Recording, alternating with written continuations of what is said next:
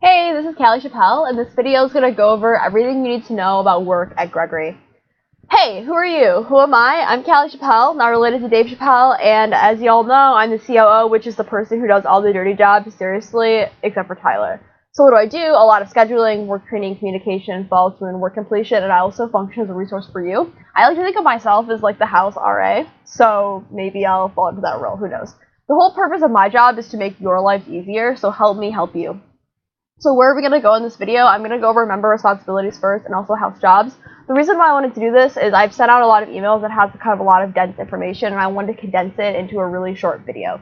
So the first is member responsibilities. So house jobs. What are your jobs? You have a 4-hour weekly job unless you are a house officer. Everyone, including house officers, are obligated to 1 hour of monthly rotational. You're obligated to do a 6-hour work holiday per semester. Everyone's already done this. For this term, and also to follow the community norms. Failure to comply with any of these could result in a fine, and I'm going to go over that in a second. So what are some community norms? I wanted to highlight two big ones. The first is in the kitchen. So your responsibilities in the kitchen as a house member are to clean all the dishes that you dirty, run them through Hobart, and put them away. And I understand that you might not have enough time to wash all your dishes and then also wait and run them through Hobart and then wait until they dry, then put them away. All you're obligated to do is complete all three parts sometime throughout the day. So let's say that you're cooking breakfast and you get the pans dirty. Well, as soon as you're done cooking, then you need to clean the pans, but let's say you don't have enough time to run them all the way through Hobart, you can just load them into the rack and leave. But then in the afternoon when you come back home, maybe run a rack through, even if it's not all your dishes, at least run them through, and then maybe in the evening you see a rack of dishes that have already been cleaned, you just put them away. So do all three parts throughout the day, and then it'll make the lives of everyone else in the house so much easier and nicer. Also, wipe down the counters when you're finished cooking. There's nothing grosser than setting down a clean plate in a bunch of peanut butter that someone has just not wiped up. Like, seriously, people. Also, turn on the fan when using the oven or the range, and that's the inclusive or. And finally, remove food from sinks. It's just so gross to see rotting food in the sink. Like, seriously, don't do it. In the bathroom, you have some other responsibilities. Wipe down the counters and sink after use. This has been pretty good, but just make sure that we're not leaving a wet mess. That's gross. Put the toilet seat up if it's applicable to you. Refill toilet paper or paper towels when you finish your roll. Remove hair from showers and sinks. And finally, plunge your own damn toilets. That's all that needs to be said here. House jobs. These get selected at every house meeting. We're going to see how this goes this house meeting, and the order of people choosing jobs will be based off of the number of rotational hours. So more rotational hours will be better job picks. This can always be checked on the online spreadsheet. You can check and see who's kind of in line for choosing jobs on that spreadsheet.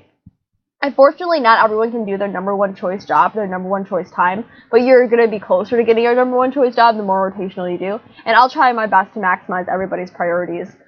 You should enter both your normal job and your rotational hours via the online spreadsheet using that Google form, and hours that are not logged online will not be counted. So even if you've done like 60 million hours, if it's not online, then I'm going to charge you. Details about how to complete your jobs will be emailed to you as you get a new job, or if you're in the same job, I'm not going to resend you the information unless you want it.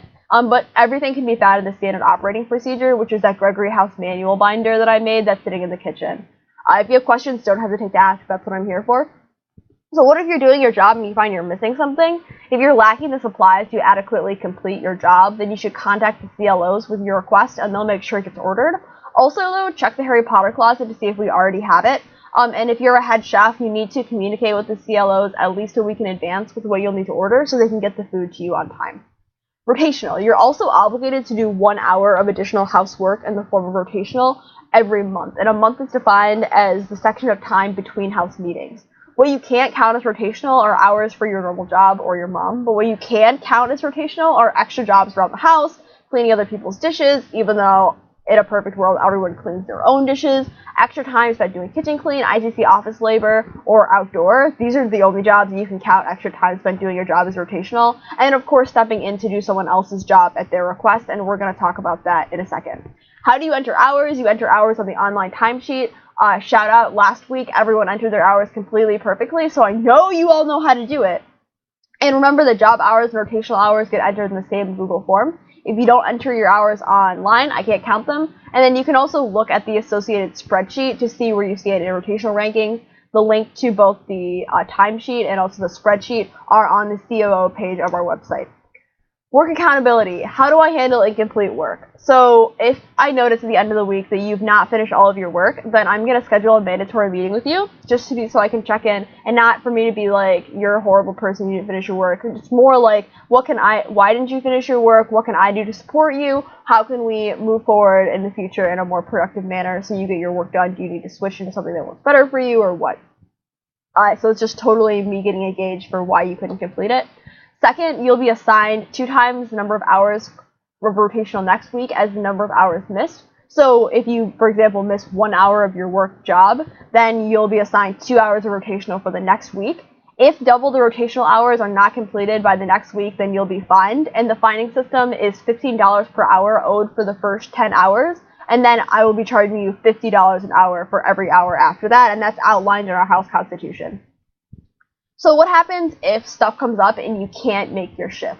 Well, there's a couple things you can do. And the first thing you should do is try to find a replacement. If you can find a replacement, then you'll just owe the number of hours missed as rotational. For example, if you are kitchen clean and you're like, gosh darn it, I have an exam on Wednesday, my kitchen clean is Tuesday night, I can't make it, and you know this beforehand, what you can do is ask someone, hey, Benji, can you step in for me and do my kitchen clean?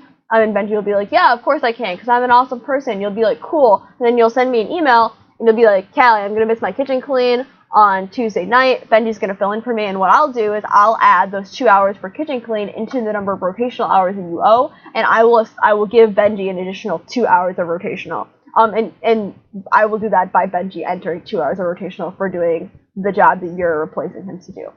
And remember, you need to email me about this, otherwise I can't change it in the spreadsheet. If you can't find a replacement and it's more than 12 hours before your job, then you should email me and I'll help you find someone, but you need to prove to me that you couldn't find someone yourself first, because please just do it yourself. If you can't find a replacement in less than 12 hours before your job, then you should still email or call me and I'll find a replacement, but you'll be charged 1.5 rotational hours the next week, because it's really hard to get someone to fill in at the last second. It's way easier to talk to someone in advance, so just do it. Be that kind of person. And if, God forbid, you just don't show up for your job, then you'll be charged double the rotational hours next week if not completed, like we talked about in the fining system. Finally, don't hesitate to ask questions. My job is to support you. It's kind of a lot of information. Anything at all, more than happy to help. My door is always open. So cool, thanks for tuning into this video, and I will see you tomorrow. Yay, bye.